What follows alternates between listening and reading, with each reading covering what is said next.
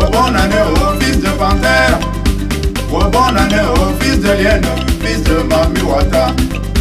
Pendant son vivant, Niatade était député. Le voilà donc devenu lieutenant au pays des morts. Pendant son vivant, Niatade dit au préfet: j'irai à Yaoundé pour voter une loi, la loi de Moïse. Tu tues quelqu'un, on te tue, menaces quelqu'un, on te menace. Et le préfet lui demande: allez à Yaoundé pour voter une loi, à quoi ça va servir? Et Niatade lui répond alors: je vous ai déjà dit, ce sera la loi de Moïse. Œil pour œil, dent pour dent, oui c'est vie pour vie, c'est Niatade qui parle. Le député a voyagé, il est parti à Yaoundé, il n'est pas rentré, il a fait 2 mois. Le prophète dit aux populations inquiètes: écrivez à Yaoundé pour demander le député. Nous avions écrit la lettre, cela a fait 3 mois, le député n'est pas rentré. Quand la réponse est arrivée, on nous a expliqué. La constitution du Cameroun avait cette loi. Le député arrivé à Yaoundé, mes amis, pour 6 lois, il a proposé. La dernière loi était la 7e imposée par les Français. Après Yaoundé, il a voyagé, il est parti à Paris. Il reviendra avec les galons. Quand Niatade est revenu, c'était un dimanche haut. Les Banganté avaient mangé, ils avaient dansé, ils avaient bu. On était rentré tard. Les femmes à 21h, les maris c'était à 20h. L'homme donnait le tort à son épouse. La femme donnait le tort à son époux. On s'est couché, on était fatigué. À 3h du matin, on avait entendu du bruit à la mission protestante. Mais dans l'époque, le gouverneur nous avait dit: quand vous entendez du bruit dans la nuit, ne sortez pas. C'est le bruit des lions et des yoyettes qui s'amusent. Et puis personne n'était sorti. À 6h du matin, la voiture de la police passait dehors en klaxonnant. Bim bim bim bim, sortez. Allez à la mission protestante voir les miracles. Quand nous sommes partis à la mission, c'était la magie. Le pasteur était assassiné, c'était un blanc. Il ressemblait au melon tellement on l'avait découpé. Il ressemblait au foufou tellement on l'avait pilé. Le commandant appelle les gendarmes, les policiers, les militaires pour commencer l'enquête. Les militaires fâchés ont répondu: comment allons-nous alors faire l'enquête? Envoyez un soldat à Bafoussam pour nous chercher l'appareil. On mettra l'appareil sur les cadavres. On verra ainsi ce qui s'est passé. Quand un militaire est parti à Bafoussam pour transporter l'appareil, le fils du pasteur est donc sorti sous le lit. Il a dit: oh, s'il vous plaît les policiers, appelez-moi le commandant. Quand on a appelé le commandant, l'enfant lui a dit: dans la nuit quand ils sont entrés, j'étais en train de jouer là-bas sur mon lit avec l'appareil de photo. Oh, j'ai donc glissé, je suis tombé sous le lit. Quand les maquisards sont entrés, moi je les ai filmés, ils ne savaient pas. Quand on a pris les photos, on ne voyait que les pieds avec les chaussures.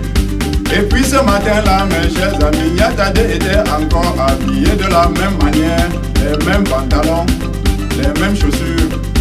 Le commandant secoue la tête et il rit, il cache la photo. Quand l'appareil est donc arrivé, on a déposé sur les cadavres monsieur et madame. Et on a vu, Niatade était sorti de chez lui, il a pris sa voiture, la 504. Il est parti chez Winzy, le chef des maquisards. Il lui a dit: mon cher ami, allons à la mission assassiner le pasteur. Quand ils sont arrivés à la mission, Winzy a tiré pour tuer le pasteur. Il s'est tourné, il a demandé: député, député, qu'est-ce qu'il faut faire? Madame est encore vivante. Et le député lui a dit: tu tues monsieur, tu tues madame. Je te paye alors 300 000 Quincy, as-tu compris? Quincy était un accepte-tout. Il travaillait seulement sans salaire pour attendre un bon jour. Son salaire prochainement sera la mort. Quand le commandant lève la tête, mes amis, il appelle un enfant et il lui dit: va me chercher le député, appelle-moi Niatadeo. Quand le député est arrivé, le commandant lui a demandé: toi le député fils de Bangante, qu'est-ce que tu penses à propos de cette mort? Niatade répond au commandant: même s'il fallait tuer un blanc ici à Bangante, il ne fallait pas assassiner le pasteur de la mission protestante de Bangante. Et l'enquête avait commencé. Le député répond alors dans l'enquête: j'ai beaucoup de fusils. Toujours des fusils de guerre, jamais des fusils de chasse-eau.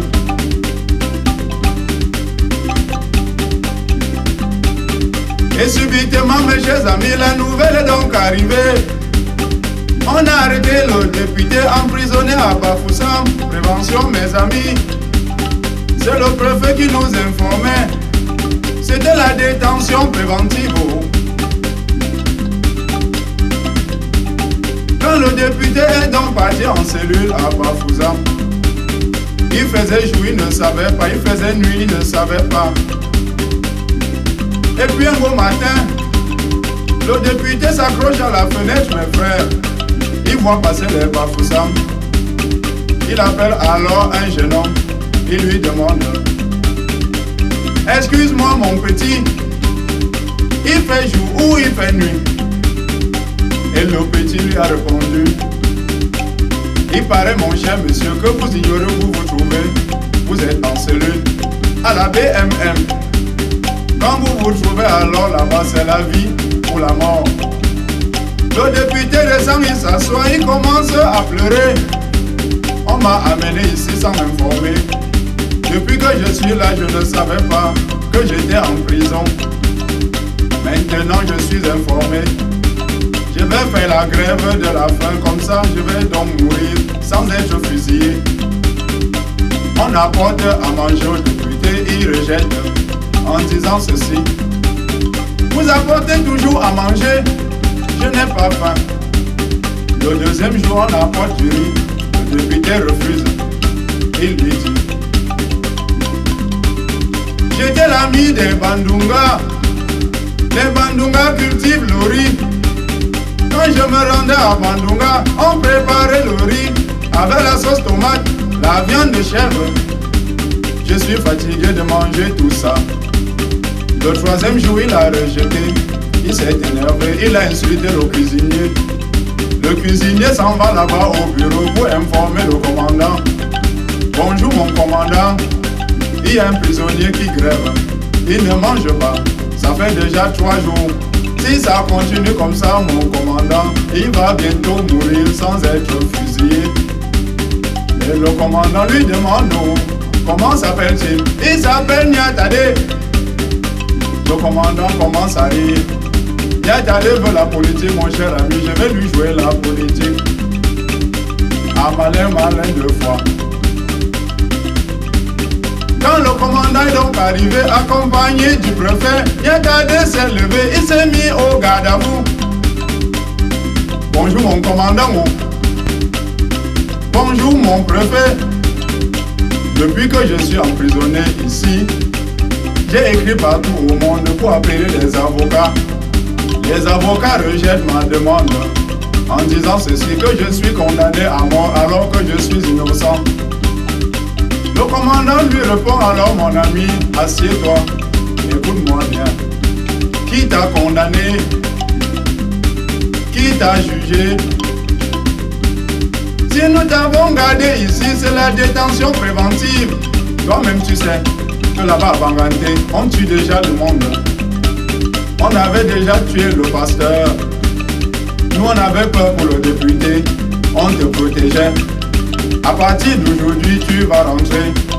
Tu es libre. Tu vas rentrer à la maison. Mais il y a une chose. Ne quitte pas Bangangté jusqu'à nouvel ordre. Si tu arrives là-bas au village, travaille le champ, va à ton bureau, ne voyage pas. Parce que le 19 du mois prochain, mon cher ami, nous viendrons à Bangangté fusiller les maquisards. Tu devrais être là, comme député. Quand Niatade est sorti, il est rentré à Bangangté. Il ne savait pas qu'on avait mis les espions pour le protéger en cas de fuite, pour l'assassiner. S'il avait essayé de s'enfuir, ce serait terminé pour lui. Arrivé à Bangangté, mon cher ami, Niatade était gonflé, il insultait tout le monde. Il avait insulté le roi.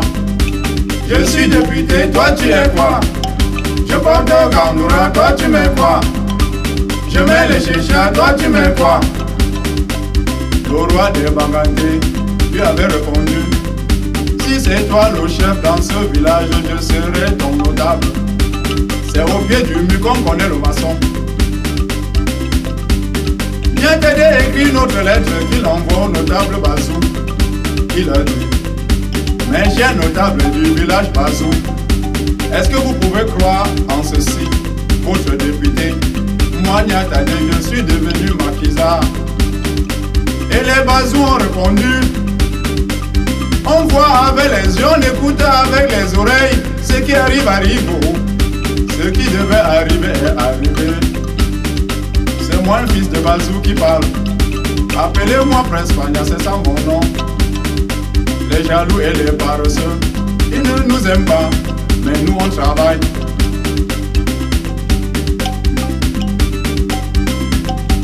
Après Bazou, mes chers amis, Niatade prévoit un voyage à Bandunga. Les notables Bandunga sont entendus pour préparer du riz avec la viande de chèvre. Quand Niatade est arrivé à Bandunga, il n'a pas mangé le riz. Il a parlé des femmes. Il a parlé des très belles filles. Les Bandunga lui ont dit à propos du riz qu'il fallait manger. Nous avons mangé du riz à Bandunga sous toutes les formes. Mais expliquez-nous, mon député, on ne voit toujours pas le blanc. Le blanc est mort ou il est endormi. À partir de Bandunga, mes chers amis, Niatade arrive à Bangoulap et il s'arrête. À Bangoulap, il les salue, il leur dit: mes chers frères, me voici venu, me voici à Bangoulap. Les Bangoulap m'ont accusé que j'étais un traître. Si cela est vrai, je bois le kati. On lui apporte un verre à sable. Niatade prend le verre et il dit: avez-vous déjà vu boire le kati dans le verre à sable? Apportez-moi la corde avec du vin blanc. On lui donne le vin blanc, mes amis, avec la corne de buffle. Il met le vin blanc dans la corde et fait les incantations. Si cela est vrai que je vous ai trahi, si cela est vrai que je vous ai trompé, que les ancêtres punissent. Niatade croyait s'amuser. Et puis le 19, la voiture du préfet transportait les gens sans payer pour aller au camp militaire.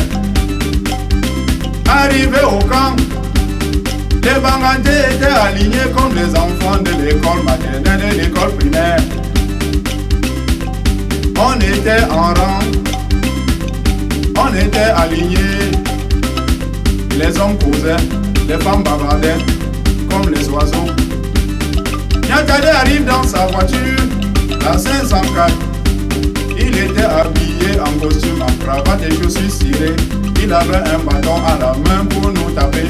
Et il disait ceci: si vous voulez voir les maquisards, si vous voulez voir comment on va les fusiller tout à l'heure, alignez-vous bien, mettez-vous en rang. Et il nous tapait. Pendant qu'il faisait tout cela, mes frères, un camion est venu avec 3 poteaux, avec 3 cercueils. Niatade regarde tout cela et sourit. Et il se dit, voilà la vérité, j'ai trompé les Banganté par la politique. Et subitement, mes amis, on l'a appelé au bureau. En allant au bureau, il pensait, comme je suis député, voilà qu'on m'a appelé pour signer les papiers avant qu'on ne tue les maquisards. Quand il est parti au bureau, un dernier camion est venu avec un poteau et avec un cercueil. Les Banganté se sont regardés. Vous pouvez voir que cela est vrai. Vous pouvez voir que c'est possible. Chacun réfléchissait sur le dernier poteau et le cercueil. Niatade arrive alors au bureau.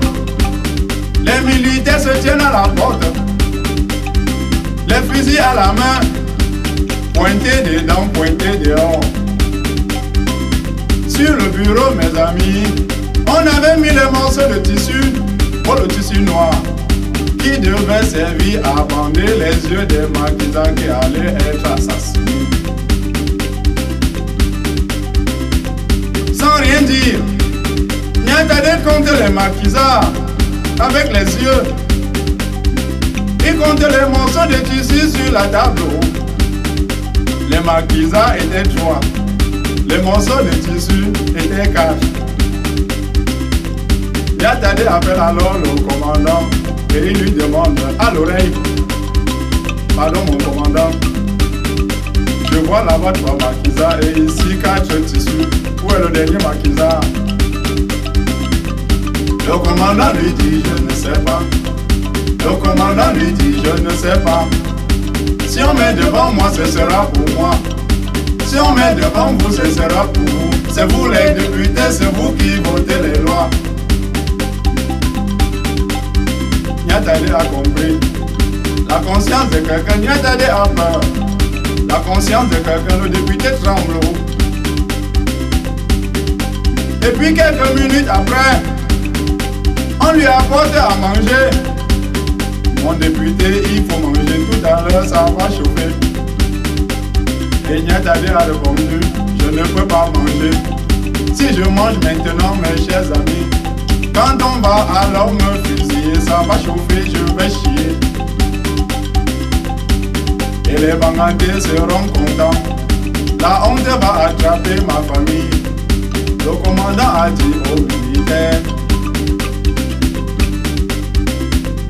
Le commandant a dit aux militaires. Si le député a refusé à manger, attachez-lui les mains, attachez-lui les pieds et mettez-le au poteau à côté des autres. Anjime, Ewa! Anjime, Ewa! Abdallah, Nada! Le député était attaché au poteau et les Banganté étaient étonnés, chacun griffait son voisin. Voilà quelqu'un comme le député, voilà quelqu'un comme Niatade, voilà quelqu'un comme le maître, voilà quelqu'un comme notre père. Il y avait 4 personnes placées au poteau. Et Niatade demande la parole, on lui donne la parole et il dit alors, pardon mon commandant, j'ai trop pitié de ma femme avec les enfants, elle ne pourra pas s'en sortir. Moi je vous en prie, fusillez là à ma place.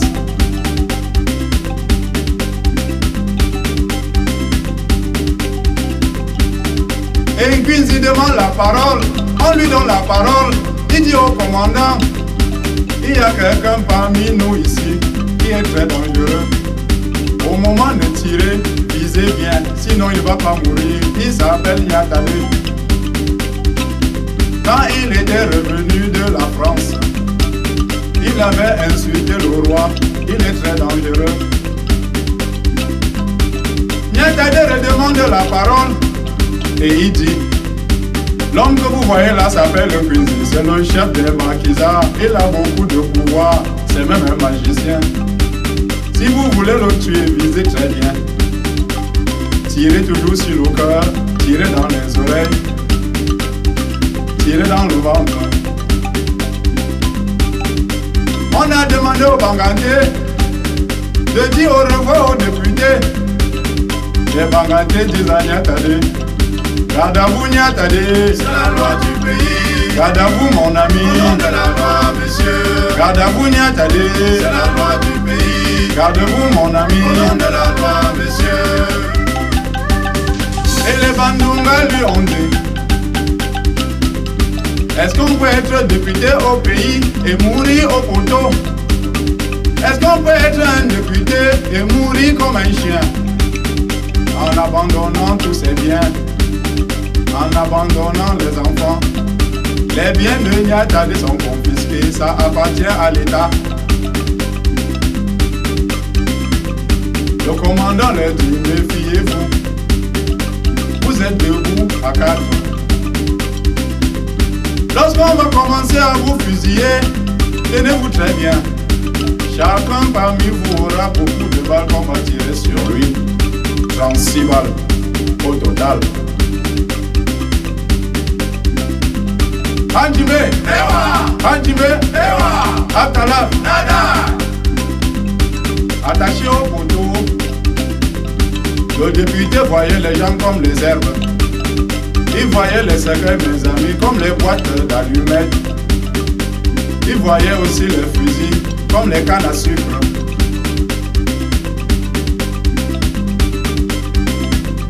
Quand la fusillade avait commencé, l'épouse de Niatade a entendu et elle s'est dit: mon mari va mourir et demain matin je serai veuve joyeuse. J'aurai beaucoup d'argent, je vais fumer la cigarette, je vais abandonner le tabac. La mère de Niatade écoute la fusillade et elle dit: j'avais accouché l'enfant un samedi. Et puis lundi matin, je suis parti border mes amis au Carrefour. Une femme simple que je suis, j'ai accouché un maquisard. Une femme simple que je suis, j'ai accouché un bandit.